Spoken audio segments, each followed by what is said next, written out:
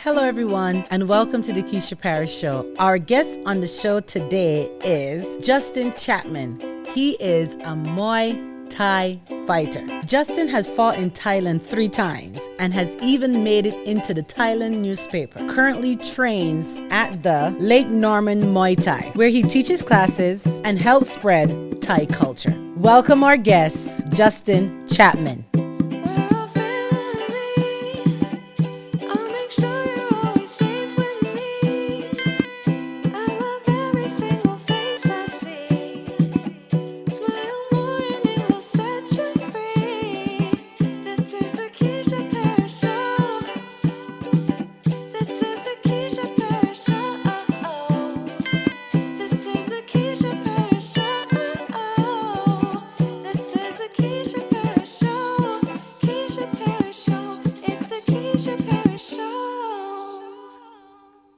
Hello, everyone. Welcome back to the Keisha Parrish Show.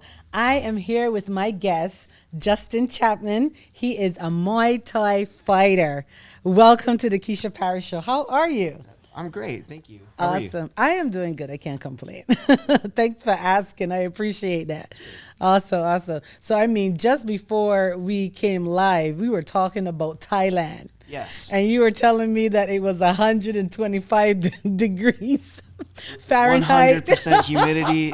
It was brutal. Oh my gosh. And we ran 5Ks twice a day. So, Okay. The first 5K was during the best time to run. Okay. Was 6 a.m. Yes. So it was 85 degrees at 6 a.m. Okay. Nice, easy, no extra light, no extra cars. Right. Second time was 4 o'clock during rush hour traffic. Oh my goodness. And it was extra hot. So that's definitely hot. Oh, yeah. So you talked about running. Okay, so you are a Muay Thai fighter. Yes, ma'am. Tell me a little bit what that is. So Muay Thai is a martial arts style that practices the science of 8 limbs.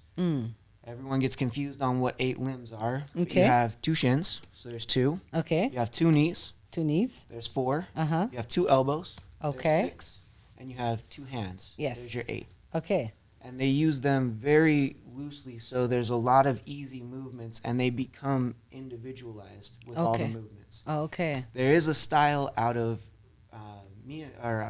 Myanmar that is called Lethwei. And Okay. that is the science of 9 limbs. They headbutt. Ooh. So they could get concussions. You know, I've never seen someone headbutt the headbutter Uh-huh. get concussed, but I've seen the recipient get Oh concussed. my goodness. Oh wow.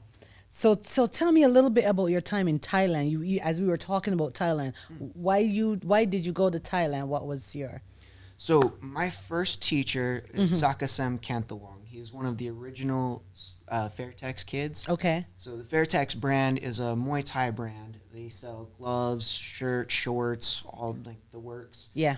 And their group became famous because during the 70s, they put a bunch of kids in a van and they toured around Thailand and just open challenged every gymnasium, every stadium, Wow. and they started kicking butt and taking names. Wow. The Fairtex brand is one of the most recognizable brands today, and it is because of guys like Seksun, Bunkard, and Sakasem. They made what they have today. Wow. Wow.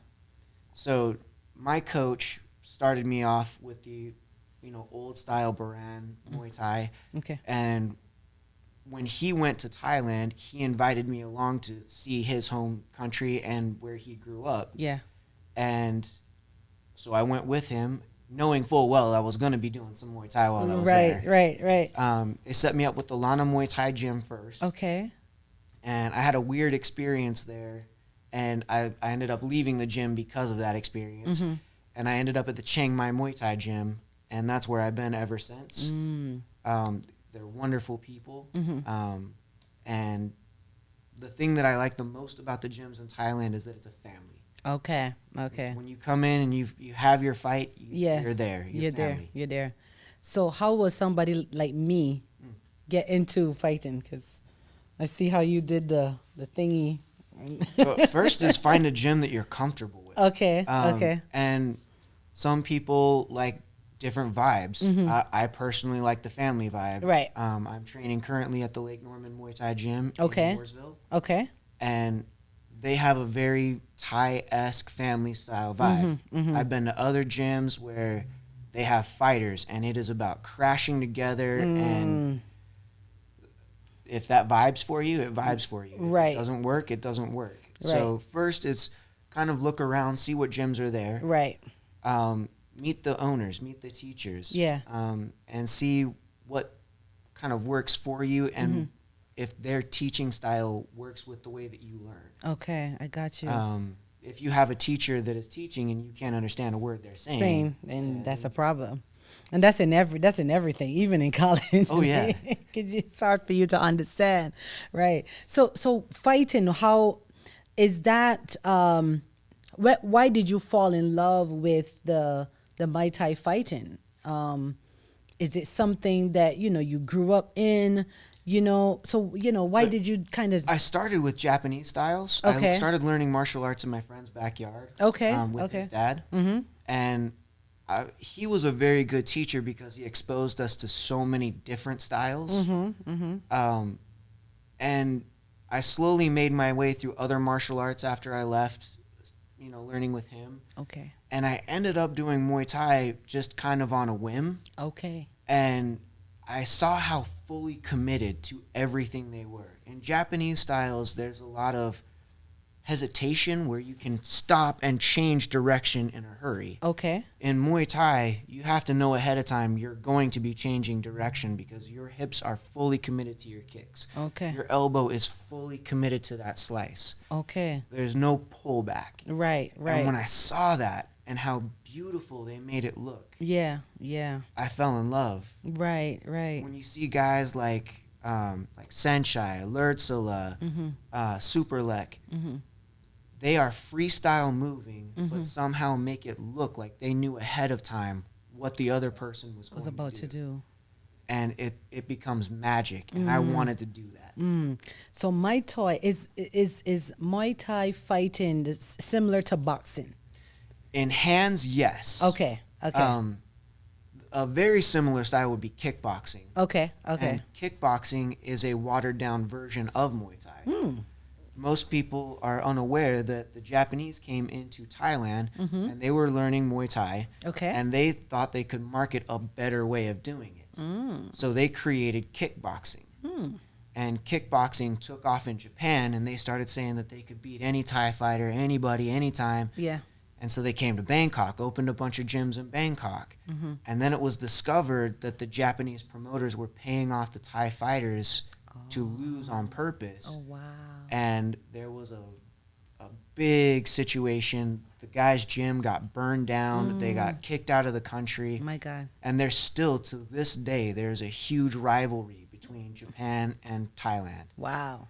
Wow. Bull Cow just recently fought 2 Japanese fighters in an exhibition. Oh wow. The stadium sold out the day it was announced a Japanese fighter was fighting Bull Cow. Oh wow. Who's Bokal? You Bull got Cow is one of the biggest names right now. So Oh wow. you have Senshai, Bull Okay. Cow, Yeah. Superlek.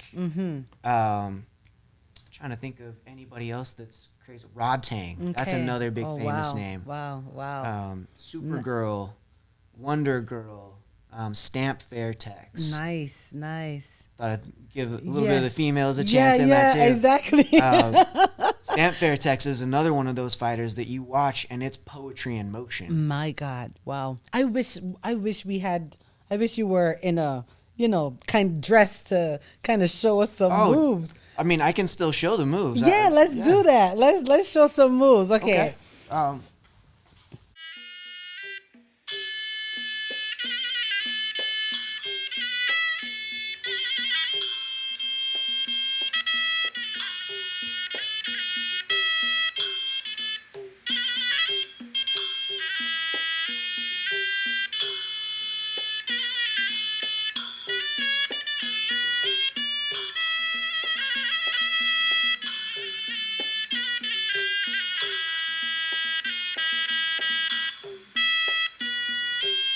It's more of an ad lib and a freestyle. So you'll notice that if you'll square up with me, Yes. definitely. So we're here, Yes, yes. and I'll go, hi. You see how your hand went? Yeah. And then I'll go low. Oh, right, because right. I created the opening. Ah.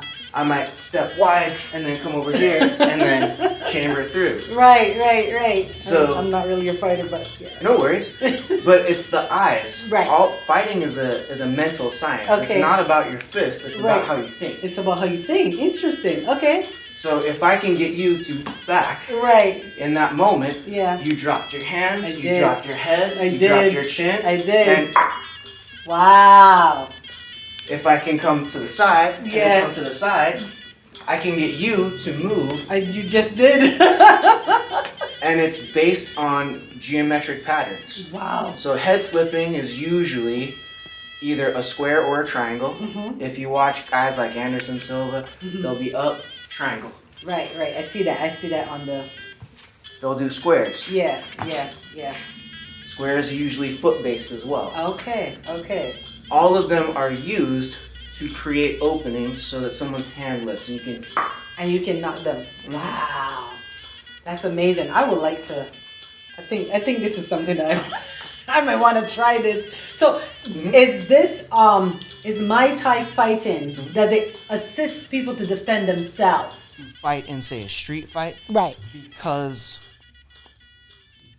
I'm practicing it for a different purpose. Okay. But if I was in a pinch, I know that the techniques would come in handy. Right. Muay Thai, like Taekwondo, like karate, they are all sports. Right. Okay. If you learn something like Muay Boran, in the early days of Muay Thai, they had the Boran camps. Okay. So different military camps would fight different military camps. Okay. And they started realizing that they were losing the military to themselves because, issues with elbowing people in the throat. Oh my goodness. Face stomping was legal. Wow. It is still a normal practice in Thailand. You can watch kind of any fighter. Yeah. There is some time where they stepped on their opponent deliberately and walked over them. Wow. That is a common practice. The bottom of the foot is, don't show the bottom of your foot to someone in Thailand. Okay. When they sit cross-legged, it's always this way, not this way. Wow. Interesting. Because it's very rude. Right. The most offensive thing that you can do to somebody in the ring is to teep them in the face. So you take that front push kick and you go high. Oh, wow. And you push them in the face. Wow. So that is the most disrespect. Wow. So if you see a Thai, especially a Thai, do that, yes, they were intentional. They thought that through. They thought that through. What would you say you like about the culture in Thailand?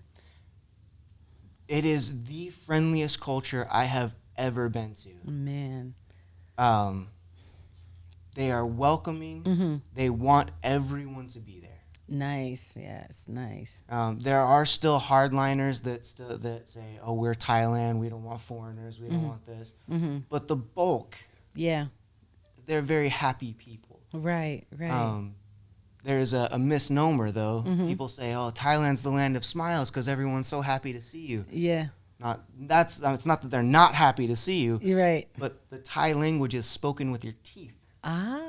So you're always Dai Pasat Thai. Yeah. So if you don't smile, you don't speak Thai. Well, how do you say hello in Thai? Sawadee Kap. Sawadee Oh, ka. you say ka. Sawadee ka for Sawadee ka. Okay, and I do my hands like this. Sawadee ka. So for the bowing, Yeah. this is for anyone lower in status than you. So like a child. Yeah. This is for friends, family, things like that. Okay. And then this is for the monk and the king. Okay. But because I'm a boxer, Right. and I got tired of the glove going up my nose, Right. I bowed to everybody like this. I just made a habit of doing that. Right. It gets really fun when you go into 7-Eleven and the Swadee ka, oh Swadee ka. Oh no, it's okay. You don't have to put your hands so high. Right. No, everyone deserves to be bowed to like the monk and the king. Okay. So I heard that you made the newspaper in Thailand. Tell me That's a little true. bit about that. So my second fight, Yes. I started out as a very scary event, and then it got really amazing. Right. So about midway through the second round, I kneed my opponent in the temple. And I didn't mean to knee him in the temple. I was aiming for his abdomen. But right as I threw my knee up, I had the clinch position, hands behind his head, pulling down. And right as I pulled down to throw the knee, he thought he had an opening, and he dropped his head and threw his head down to pull back and do a U out from underneath my hand. And my drive kept going, and his head turned, and I just went right into that temple. It scared me to death because I felt the bones move. I felt him go limp in my hands. Right. I guided him down to the ground. I set him down, and as I'm walking away, I have a photo of it. I was looking at him going, did I just kill him? Oh, my God. And the ref is, to your corner, to your corner. Oh, my God. And he is just lifeless on the ground, and I take my time going back because I'm terrified, and then he stands up. And right when he stood up, in my head I went, what is it going to take? How do you knock this guy out? Oh, my gosh. I started from one end of the ring to the other, and it was probably from this corner to over there by the stand. I ran and jumped and did a jump knee at him. Right. And the guy took the picture right there. Oh, wow. So it's a beautiful picture of me throwing this knee, and the newspaper says that I knocked him out with a flying knee in the third round. We got to see that. Cheers. So that is a picture of you knocking that guy out. No, he's blocking it. He's blocking it. Yeah, Okay, that's okay. Anyone that knows Muay Thai, Yes. they look at that picture and then they'll read it and go, knocked out in the third. How did you knock him out with that? Was he on the way down? What was going on here? He's got his forearm out in front of him. Yeah. And when you zoom in on my face, you're Yes. going to see a ginger who is not happy to be in the sky right now. Oh, my gosh. Oh, my gosh. I managed to stay upright. I'm not really sure how. I started kind of bicycling my knees in the sky. Yes. And he pushed me away, and I landed on my feet. Okay, wow. I was like, okay, here we go. Wow. How did that make you feel? At the end of that fight, I felt amazing. Wow.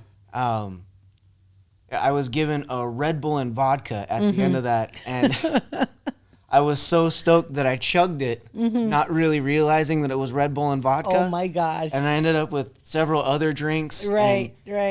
Maybe not the safest place. So all of the stadiums in Thailand have food and drink and that sort of stuff. Okay. The lower stadiums, the bars are right off the ring. Okay. So I'm accepting drinks from strangers because Everywhere. I'm like, all right, food, drink, awesome, oh yeah. Maybe not my best time to do that, but yeah, when you're that happy, Yes, you're not really of course. thinking. Yeah. That is amazing. And then we went to, it's hard to describe this bar. It took us 20 minutes to get in. Right. There's a big line, and it's a 4-floor bar with a great big giant stage. Right. And the DJ is up there, and they have singers and all. It's weird because there's a band playing, there's a DJ playing, Oh, my there's goodness. the dancers, Right. and then there's like random people up there just getting the mic. But this place is Huge. I would say from the front door to the back was a good 2-minute walk. Okay, wow. And if nobody was there, it would still be 2 minutes. Oh, wow. That's crazy. So let me ask you another question. Who would you say played a big role in you following your dreams, being a Muay Thai fighter? There are a lot of people that played into that. Yeah. First, I'd have to say that Sam, he played a huge role in that. He built me. He made me who I am. Okay. As a fighter. And I have always wanted to have that moment where I can go to Sam and be like, look, I got the belt. I got the belt. Yeah. Who my is Sam? grandmother. Who is Sam? Sam, Saka Sam. Oh, Saka Sam. Okay. My first teacher. Okay. We just called him Sam. Okay, I got you. All right. Also, N. Fairtex, my second teacher. Yeah. I definitely want to, walk up to him and be like, look, I Yes, did it. you did it. Awesome. Awesome. He wanted to get me fighting back in Salt Lake. Oh, We just wow. never had the opportunity. Wow. Wow. And my grandmother, definitely my grandmother. Okay. She supported me while I was in Thailand. The entire time that I was there, Yes. she put $600 in my bank account to make sure that I was taken care of and that my school tuition was paid for, my food was paid for. That is amazing. She has been backing me the entire time. Wow. Wow. My wife is also a huge contributor to all of that. Mm-hmm. You always want to make your That's wife right. proud. And That's right. That's right. I just want to make sure that I'm supporting my family with what makes me happy. That's right. That's right. And how long have you guys been married? So we've been married this year will be 10 years. Nice. We've been together for 20. Oh, wow. That's amazing. Met back in high school. Nice. Nice. That is amazing. Any children? Cats. Cats. Okay. Yeah. All right. All right. All right. That's fine. That's fine. Cats, at least, you have someone around, Yes. That's great. That's great. So she is your support system. Tell me a little bit about her.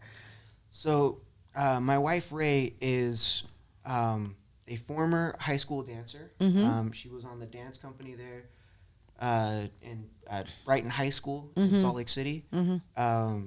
She wanted to pursue her dream of being a dancer, to do like ballet, Mm-hmm. and somebody talked her out of it. And I remember the moment when they talked her out of it and the dream died. Oh, man. I was looking her in the face when it happened, and that was a huge motivator for me to never give up, because it's like I watched part of her die. That's right. That's right. And I've always wanted to bring that back. Mm-hmm. Mm-hmm. So I've kind of hoped that living my own dream Yes. would make it more real for her. Right. Right. And to take maybe a little bit of the regret away. Right, right. So what advice can you give to someone as it relates to following their dreams? Don't have a backup plan. Say that again. Don't have a backup plan. Burn your boats. Wow. Make sure that your dream is the only option. Okay. I was a massage therapist. Mm-hmm. I've since lost my license because I just didn't renew it and I didn't do the continuing education. Right. It was the best choice I made. Wow. Because the first time I went to Thailand was in 2017. Yeah. Second time it was 2019. Mm-hmm. I spent 1 year there that time. Yeah. I burned all the boats. I didn't have enough money to come home. I was stuck. Wow. And it was the best lesson that I had on the reality of burn your boats. In May of 2019, I got super homesick. I got drugged at a bar by a person that was supposed to be my friend. Yeah. And money went missing from my apartment. Oh, wow. I'm so sorry to hear that. Mm-hmm. It happens. It happens. Yeah. Yeah. But because of that, I wanted to come home, and I was this close to just giving up on the whole thing. Wow. And I talked to my wife, and I'm homesick. I want to go home. Yeah. This is happening. I just want out. And we ran the numbers, and we just didn't have the money. And so the choice became either stay in my room and sulk, or make the best of what I have in this moment that is right in front of me right now. That's right. And I did. That's great. That's good. I like that. And I had 3 professional fights. Well, as close to... It's hard to say because I did the low-grade stadiums. Okay. So from my experience here in the United States, Yes. the lower stadiums would be what are considered amateur fights. Okay. But they don't have an amateur division. Okay. Everybody fights professionally. Nobody has pads. Right, right. You'll see, 6-year-olds with boxing gloves on knocking each other out. That is scary for me. I can't watch fighting. I'm cringing when I see it. When you see a good fight, Right. when you see that poetry in motion, Yeah. that's different than watching 2 deer running head first and bashing. True. The art is what makes it. and a martial artist makes the sport. When you watch someone like Tyson, Ali, it makes boxing amazing. Yeah. Because even though it's violence, you can see the technique. The technique, you can see how the they're move. pulling it and moving through everything. Yeah, it's true. It's so true. And when you see somebody that has no technique, you just kind of go, are you going to be okay? It's all right. It's right. Do you just need a hug? Oh my God. Right. It's so true. It's so true. So the technique is what really and truly makes the fight what it is. Yes. Wow. And that takes years. I teach now as well. And in teaching, you'll have people that come in and they'll say, I want to do this thing that I saw a UFC fighter do. Right, right. And that UFC fighter has been fighting and training for 15, 20 years. Yeah. They have 30 plus professional fights. My God. And you have never, ever fought until you have the spotlight on you. You're on an elevated stage. You have two corners shouting. Yeah. You have the entire audience shouting. Yes. My second fight was sold out. Wow. When I say sold out, this was standing room only. And people were like chest to back in this place. I don't know if it was because of me. I don't know if it was because of any other fighter. But Maybe it was just that day. Yeah, yeah. But there was so little room that as I walked to the ring, I was bumping into people. My And God. yeah. Oh my goodness. So when you have that experience and the crowd, and you can see the crowd, and they're reacting to what you're doing, and you have to not focus on them the crowd, and focus on this. On the fighter. Right, right. That's an entirely different thing.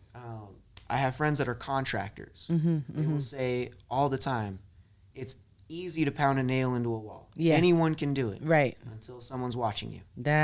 Wow. So you have to have that concentration in order for you to be focused on your opponent. Yes. And you also have to have what the Thais call jai. Jai is heart. Okay. But it's heart in a very metaphoric sense. Okay. The courage to do what needs to be done. The courage to make the mistake and still bounce back from it. Right. Knowing that you're not going to land every shot that you throw. Right. You're going to get hit. Right, right. And you have to make your peace with all of that in the moment. Wow. Too many people want to make peace with it ahead of time. You can pre-program the world to do exactly what you want. Yeah. But you can't. You have to roll with the punches, even in life. I was just about to say, even in life, we need to take that approach. Yes. You got to roll with the punches. When things come at you in that moment, that's when you deal with it. Exactly. Oh my goodness. Wow. Even in traffic, when someone pulls in front of you. Yeah. I always like to say it's a merge, not a birthright.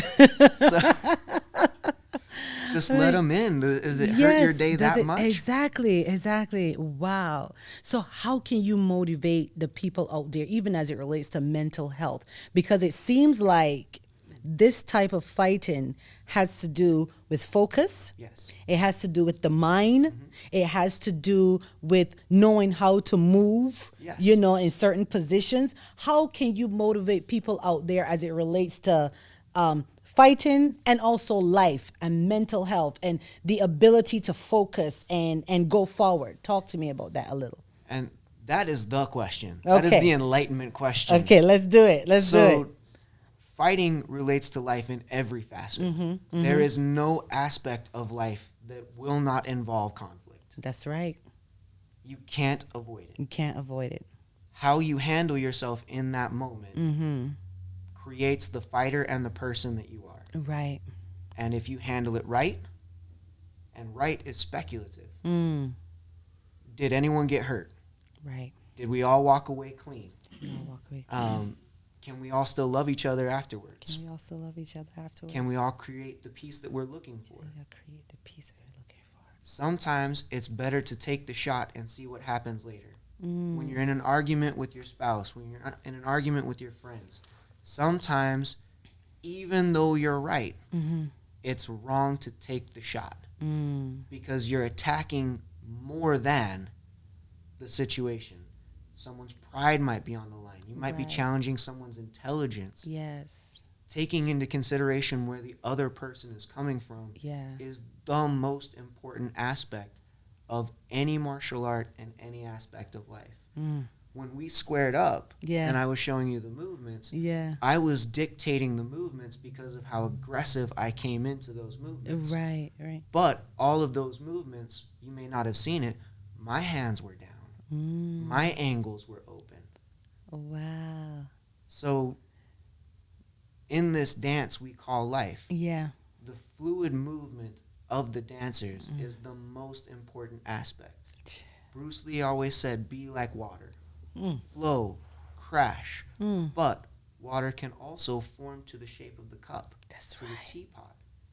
It can steam and come out the valves. Yes. If we can all just be a little bit more like water, Mm-hmm. then we can all blend and mesh and Yes. motivate each other, Yes. because our goals are everyone else's goals. That's too. right. That's right. We all want to go one place, want to go forward.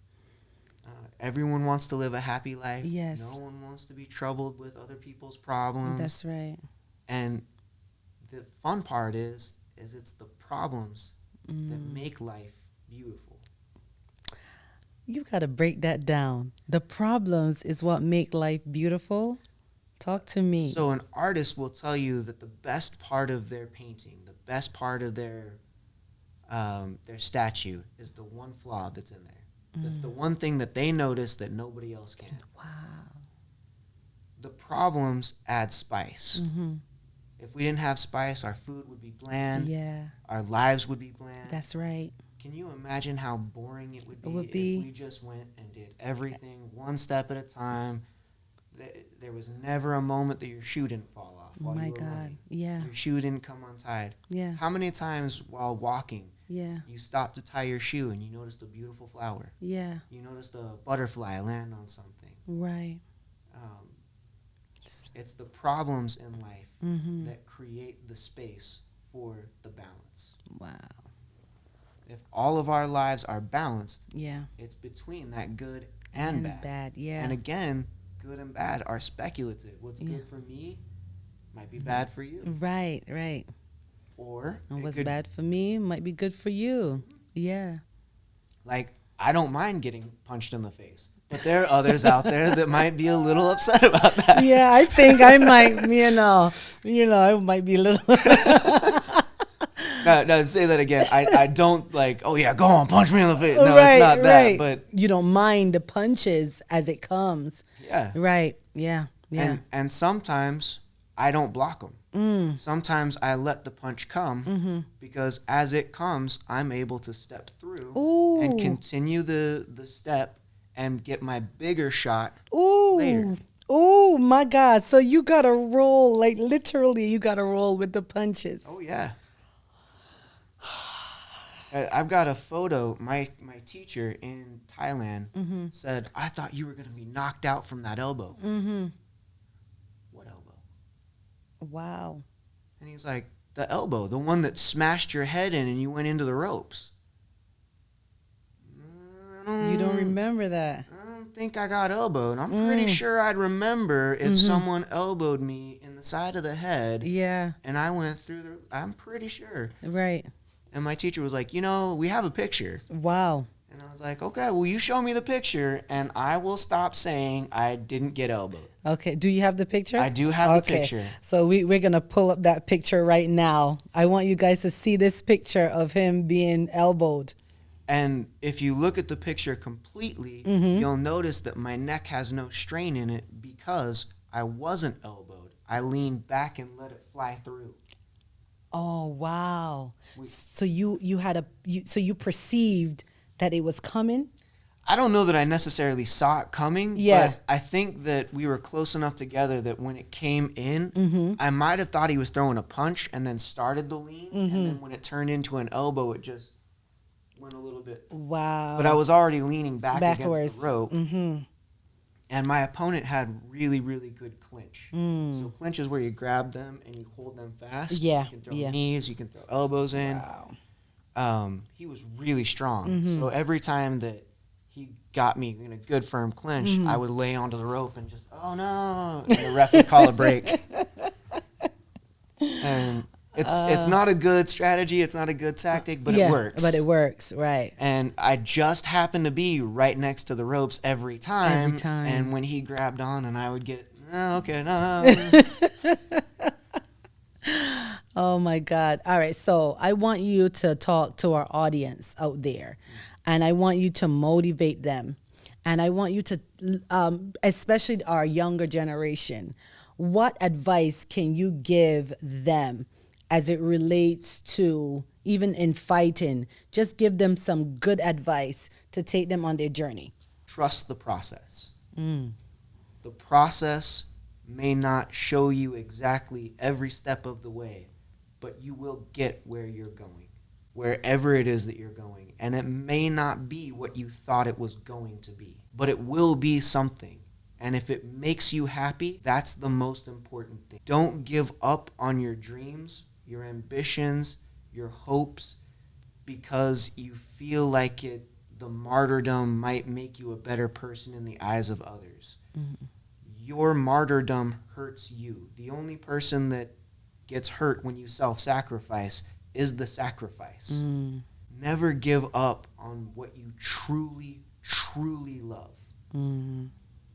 If, it's Muay Thai, if it's painting, if it's dancing, if it's podcasting, if it's YouTubing, if it's science, if it's mathematics, all of these are worthy categories that create love, joy, peace, and art in our world. And without any of those things, life is not worth living. That's right. That's right. That would be my ultimate advice. That's also, great. burn your boats. Burn them. Burn your boats. Burn your boats. There's no backup plan. No backup plan. This is so great. Thank you so much. Absolutely, my pleasure. This is it, right? Is it? Yeah, so either here or here. Both are so good. we're going to do this one. Bravo. Thank you so much, Justin. Absolutely, I my pleasure. appreciate you coming. Thank you so much for joining us at the Keisha Parrish Show with our guest, Justin Chapman. Thank you so much for coming. May God bless each and every one of you, and join me again next week for the Keisha Parrish Show. Blessings.